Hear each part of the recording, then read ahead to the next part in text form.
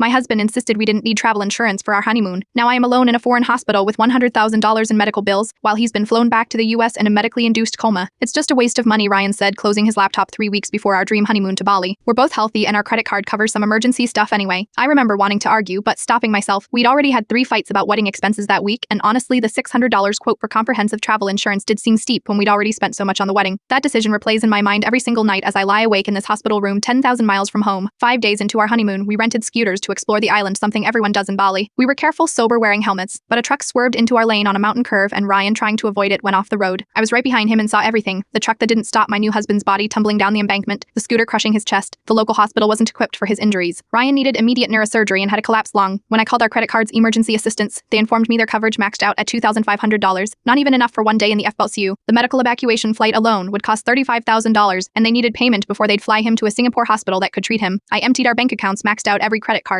Holler his parents, who took out a second mortgage on their house, all while Ryan lay unconscious fighting for his life. Once he was stabilized enough to fly to Singapore, I developed severe abdominal pain. Turned out I had internal bleeding. That wasn't detected right after the accident, probably because I was too focused on Ryan to mention my own pain to the doctors. Now he's been evacuated back to the US while I am stuck in Singapore recovering from emergency surgery. Our families had to choose which one of us they could afford to bring home. Since Ryan needed ongoing critical care, the choice was obvious. The hospital administrators visit daily, asking when I'll be making my next payment. My bill is already over $100,000, and I can't leave until it's paid or I make satisfactory arrangements, which in Singapore means paying most of it. Our wedding video keeps getting served to me on social media. There we are, promising for better or worse just 2 weeks before everything fell apart. In one clip, Ryan's giving his vows. I'll always protect you, keep you safe. I can't bring myself to watch it anymore. My mother-in-law texts updates about Ryan. He's still unconscious but stable. The doctors say his recovery could take a year or more. Our new apartment sits empty, the one with rent we still have to pay somehow. Yesterday, the travel insurance quote for my email history popped up as a reminder. $600, that's what standing by my husband's hospital bed would have cost. That's what would have covered both our medical bills, evacuation flights, and even the lost hotel deposits. I don't blame Ryan, we made the decision together, but as I lie here alone watching nurses who don't speak much English change my bandages, I've never felt so abandoned, so terrified, or so aware of how quickly